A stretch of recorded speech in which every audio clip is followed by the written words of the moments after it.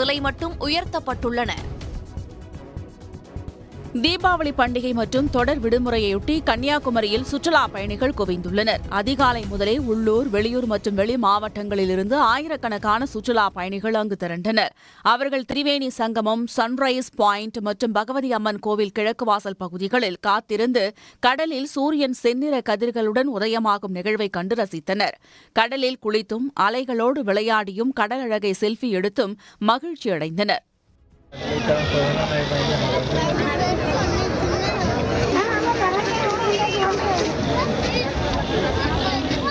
சுற்றுலா பயணிகள் வருகை அதிகமாக இருப்பதால் குமரி சுற்றுலா தலத்தை சார்ந்துள்ள வியாபாரிகள் மகிழ்ச்சியடைந்துள்ளனர்.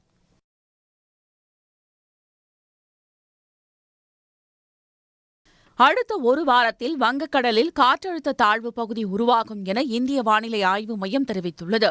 தென்மேற்கு வங்கக்கடலில் விரைவில் காற்றழுத்த தாழ்வு பகுதி உருவாக உள்ளதாகவும், இந்த வாரத்தின் இறுதியில் அது தீவிரமடைந்து காற்றழுத்த தாழ்வு மண்டலமாக வலுப்பெற வாய்ப்புள்ளதாகவும் இந்திய வானிலை ஆய்வு மையம் தெரிவித்துள்ளது.